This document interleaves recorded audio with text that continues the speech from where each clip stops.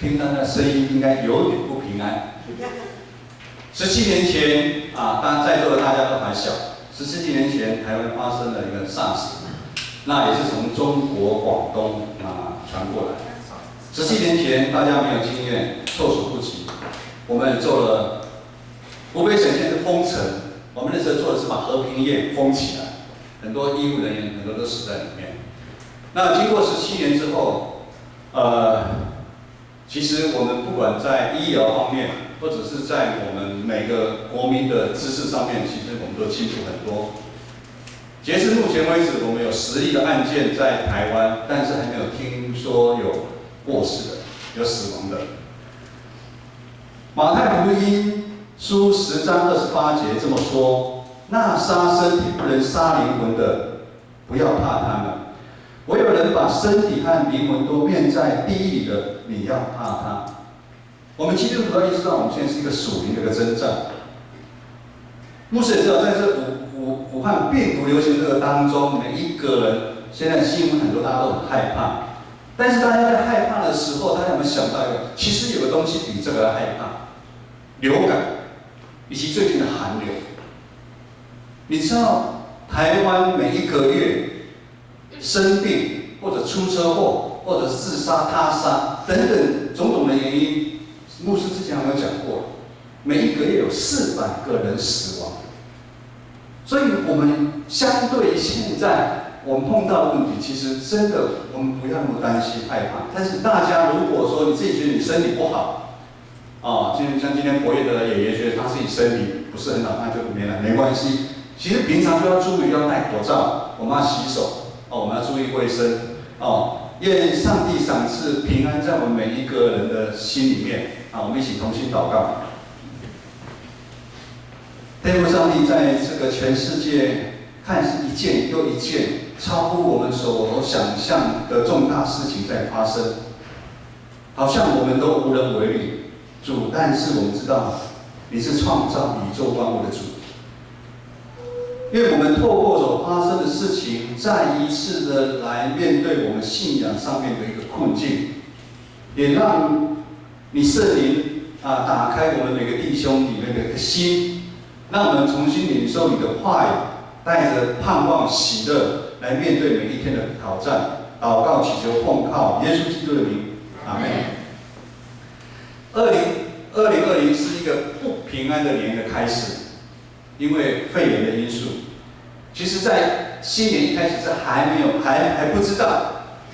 牧师上网查了一下，中国武汉肺炎第一个病例是在2019 12月1号。等到让大家注意的时候，已经是12月30号，也是就是说，在这1个月的空窗期，根本没有人管它，因为过年的时间，整个就流通。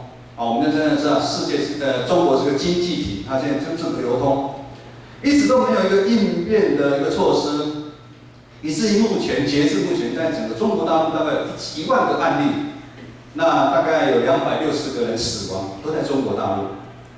1月13号，邻近的国家泰国、日本、台湾发生到的是1月22号。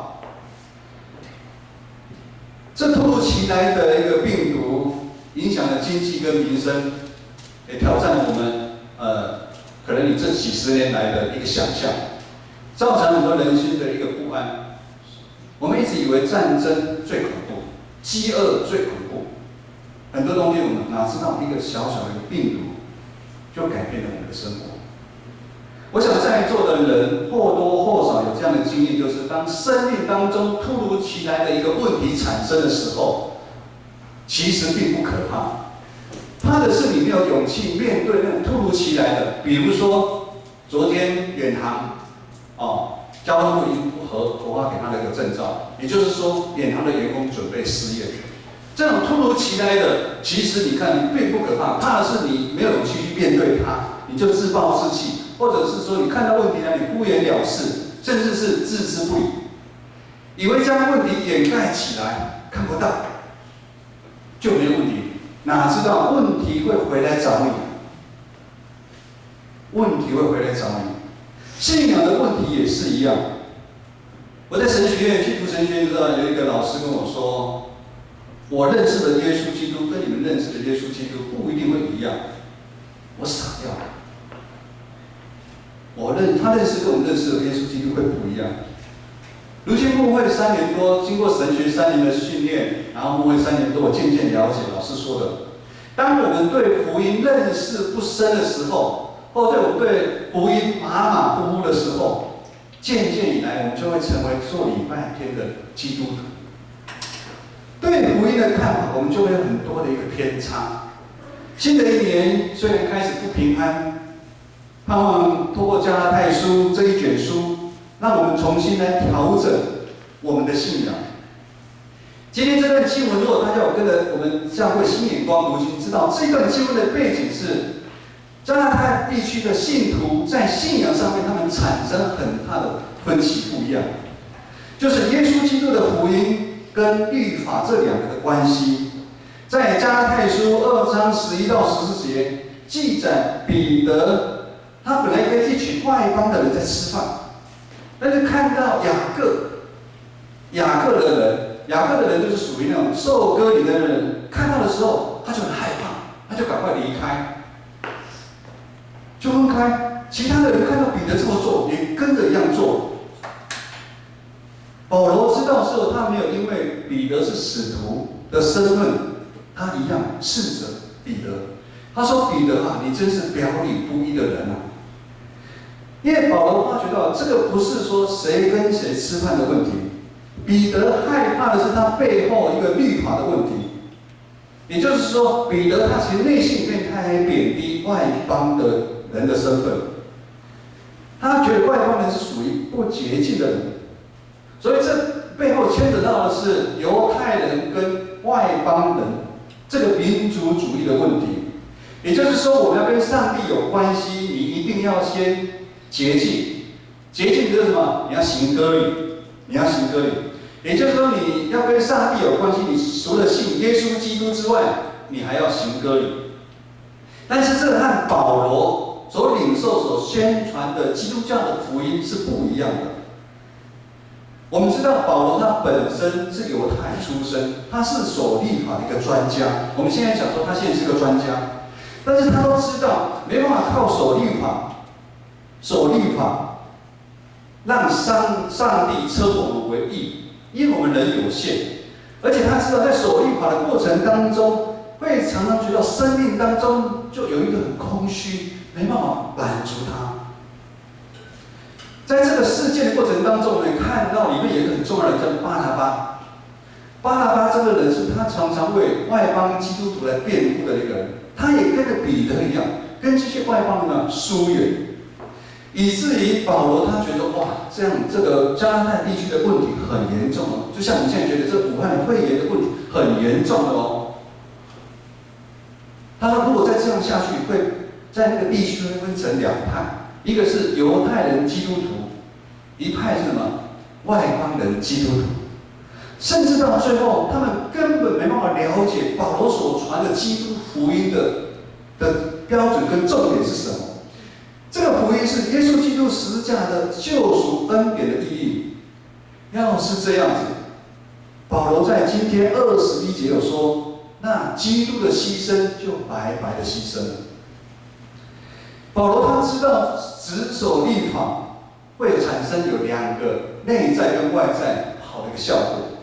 在内心层面，守律法的人他会带来一个骄傲，另外呢就是很害怕。外在显在外在的就是会有排斥他者，然后造成纷争。在我们21世纪，现在有很多的教会，常常利用宗派的不一样，强调自己的教会比其他的教会好。我的教会是灵恩一点的，灵恩传统，我比你们好。这个也是律法主义的一个显现。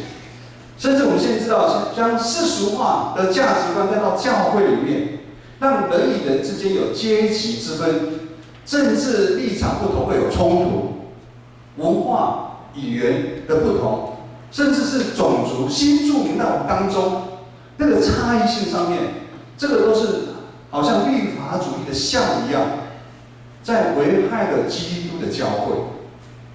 让现在的教会离保罗所传的耶稣基督的福音距离越来越远。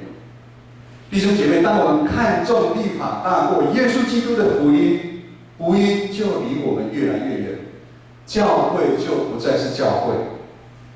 牧师要讲一个例子，这是发生在我们附近的某间教会。那个牧师是我的学长，他已经离开了。他曾经跟我分享，有一次他在讲台上讲道完之后，他的长老就跟他严重的跟他讲，牧师，以后讲道的当中，你中间不要参插华语，一定要全程用台语来讲。牧师就跟他解释，我们当中有很多弟兄姐妹，他们听不太懂台语的，在重要的时候我要用华语让他们听得懂。牧师说不行，那个长老说不行，也就是长老说，不管教会因为坚持某件事情让人越来越少，他觉得反正以后我也看不到，就是要讲台语。我们知道教会有它的文化跟传统，我们需要保持。但是我们知道，我们长老教会在今天这个主日，我们总共用了10几种语言在做礼拜，原住民各种语言在做礼拜，客家族群任何族群在做礼拜，这是非常可取的一个地方。但如果这个中间我们要小心，就是我们不可以让保罗所讲律法这个的东西阻碍福音的广传。也就是当这个长老在这样讲，其实他是在让福音广传。我们为什么会有第二堂？因为真的很多弟兄姐妹听不懂。我们有很多的新住民来到我们台湾，在生活，其实他听不懂。马太福音书7章14节这么说：通往生命的路是窄的，路是小的，找到的人也少。不是每一个称呼我主啊主啊的人都能够进天国，唯有遵行我天父旨意的人才能进去。这2段圣经节其实大家都很熟悉。这2段圣经节也但是提醒我们，受洗不代表你一定可以进天国，受洗代表你只是拿到天国的门票。如果受洗之后，我们还有很多的律法，律法是什么？我们的财富、地位、权势的约束，或者是旧的一个思想、行为观念一样捆绑着我们的时候，以至于让我们不想改变。这个就是保罗所说的，跟基督要所传的福音没有相合。如果你是这样子的，你要小心，你到底是不是基督徒？那我们到底是不是基督徒呢？在圣洁的上帝跟有罪的人类的中间，有一道很深很深的一个鸿沟。人们长久以来想透过靠做善事、道德观、宗教的力量、知识、才能，来到上帝的这一边，得到丰富的生命，但是那是不可能的。就像保罗，他知道他不管如何的执守律法，他还是没办法做到上帝那个义的一个标准。人要得救，唯一的方法就是透过信耶稣基督。我们要抓住耶稣基督，意思就是说，我们只有靠耶稣基督，没有其他条路。人因信耶稣基督，上帝的儿子，才会有办法让上帝称你为义。也就是说，人想要得到义，完全不是靠你自己的努力，完全是被动的。这个被动是什么叫被动呢？就是出于上帝白白的恩典赏赐给我们，不是你看我之前所说的，不管是宗派、政治、传统文化、语言、阶级制度上面的不同，你来得到称义的一个条件，完全不是。神学家加尔文对因信称义这个称义，他下了这样的一个定义。这个其实有点困难了哈，那我们大家尽量来理解一下。我这个礼拜跟志梅牧师为了这个因信称义，我们讨论了1个礼拜，看了很多的注释书。那我们尽量用白话讲出来，让大家听得懂，因为这个真的是对我们基督徒非常的重要。称义的意思就好像在法庭上面，你本来被判有罪的人，突然宣判你说你无罪，就好像他从来没有犯过罪一样。所以上帝因基督的代求，基督替我们代求，然后称我们为义。他赦免我们，并不是因为我们没有罪，而是基督的义归在我们身上。反过来白话说，就是说，耶稣基督担了我们每一个人的罪，把我们罪都担走了。所以这么说，称义有两种很深的意义跟效果。第一就是说，我们每一个人的罪已经被赦免了，你不会在罪里面打转，你的罪已经被赦免。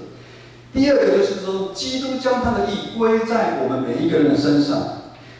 就是当我们愿意信靠耶稣基督的时候，我们就肉体老我的我，已经跟耶稣钉在十字架上死去了。又因为基督将他的义的衣服让我们穿在身上。你们大家有注意到，义姐牧师今天穿了新的西装，帅，好看。我自己都觉得好帅，但是你们不一定觉得啦。当我们如果有意识到耶稣基督将他的义，他用他的义服给我们穿上，当我们受洗那天，我们已经穿上，他已经给我们穿上了，让我们在上帝的眼中，我们不再是罪人，上帝眼中我们每个人都是义人。以至于我们可以，以至于哥林多后书5章17节这么说。所以，若有人在基督里面，他就是新造的人，旧事已经过了，都变成新了。我们一起来读今天的经文加拉太书2章20节。加拉太书2章20节。我们从那个我已经与基督同定十字架开始来，请。我已经与基督同定十字架，现在活着的不再是我，乃是基督在我里面活着，并且我如今在肉身活着，是因信神的儿子而活。他是爱我，为我舍己。弟兄姐妹，我不晓得你读在这一段的时候，你有什么感受？牧师会觉得我们真的是上帝所疼爱的一个宝贝。我们是什么人？竟可以领受那么大的恩典？什么恩典？就是耶稣基督在十字架上面为我们钉在十字架上面，救赎了我们。今天这段经文再一次的提醒我们：当我们受洗归向耶稣的那一天，我们就要有这样的认识跟觉悟。什么认识跟觉悟呢？就是因为我们信靠耶稣，耶稣也愿意接纳我们。你试一看，他一定会爱我们。耶稣一定会爱我们。重点在这后面，也就是说，我们要回应耶稣基督。从这个时候的开始，基督的生命就是我们的生命，也就是生命写的：现在活着的不再是我，乃是基督在我里面活着。也就是说，林子群，当你受洗之后，你已经不是在林子群，是耶稣基督在你心里面活着。以翔也是一样，我们每个弟兄姐妹，我们都是一样。如今基督已经死又复活，他已经战胜死亡的权势，这是一个得胜的一个记号。这个得胜的记号提醒了每一个基督徒，应该有能力，也应该要怎么样？要活出耶稣基督十字架上面救赎爱的一个样式。也就是说，在信主之前，我们可以很自私、很骄傲的说，我们是为了自己的前途来活。可是，当你成为基督徒之后，我们应该要为了上帝来活。牧师再讲一次，当我们还没有信耶稣基督的时候，你可以很自私，我为了我的房子来活，我为了我女朋友来活，我为了我想要什么东西来活。可是，当我们信主之后，我们就是为主而活，而且我们有能力这样活，不是靠我们自己，乃是靠耶稣基督在我们里面。圣灵宝贵是常常在提醒带领我们，以至于我们在每一天的生活当中，在工作当中，在你的家庭当中，在教会当中，在这个社会，甚至这个国家，我们都是要为主来活。哥林多后书4章7节，也是，等一下我会讲到Kobe 过世的时候，我写的这个经文。我这个宝贝就是耶稣基督放在瓦器，就是我们。为了要显明这莫大的能力是出于上帝，不是出于我们啊。我们是耶稣的宝贝，耶稣把耶稣宝贝放在我们这个有限人的瓦器里面，透过我们，他要来彰显神的大能啊！弟兄姐妹，只有我们像耶稣基督活出新生命的人，才可以得到永生的盼望。如果你在现在还没有享受品尝到永生的盼望，那牧师要考验你，在新的一年里面，你要像耶稣基督来活。你会经历在地如在天那个永生盼望的一个滋味。有一阵子，台湾的政治人物常常会说，他从政的过程当中，一路走来始终如一。基督徒的生命绝对不是始终如一，我们每一个人都不完全，我们每一个人很多的软弱，很多的问题，我们不能就像牧师17年前受了洗之后。我不能17年前来，我的信仰的方式都跟17年前还没信主一样，一路走来始终如一。不是的，我们在世上的每一天，我们靠着耶稣基督给我们的力量，我们要尽忠背我们自己的十字架，让我们的生命持续不断被上帝调整、改变。让我们每天都日益更新，让我们在有限的生命当中，什么叫有限的生命？有限就是说，我们不知道我们的年岁什么时候我们会被耶稣接走。可能在座的我们，今天有人就会被耶稣接走，哈利路亚。也有可能有的人明天就被耶稣接走，开不开心？开心啊！到耶稣那边怎么不开心？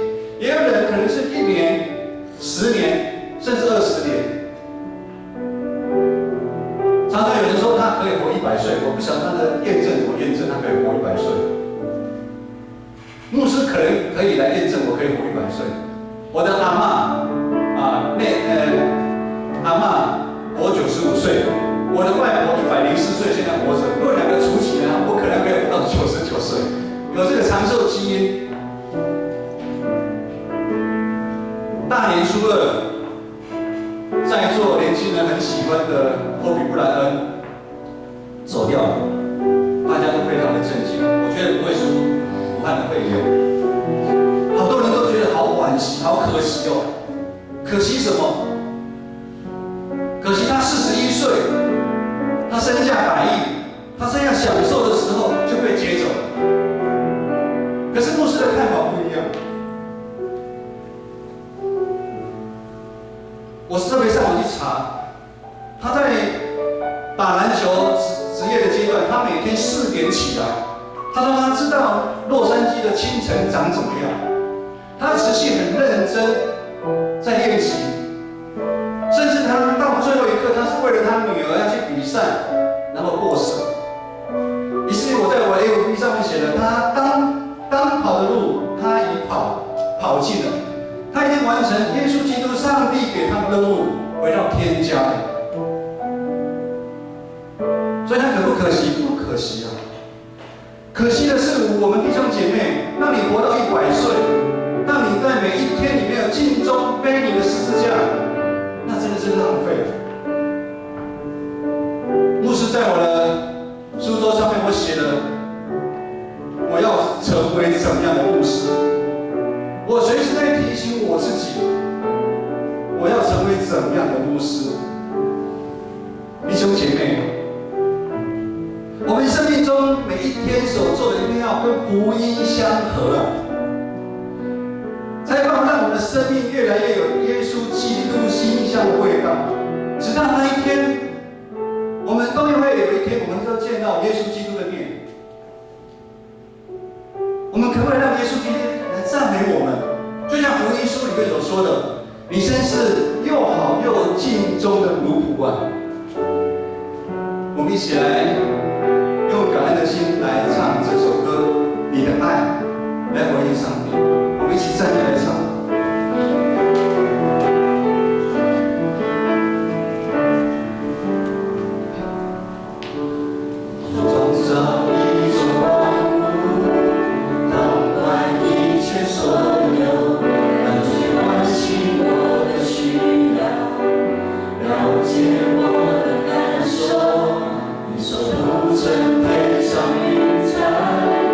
打造永恒国度。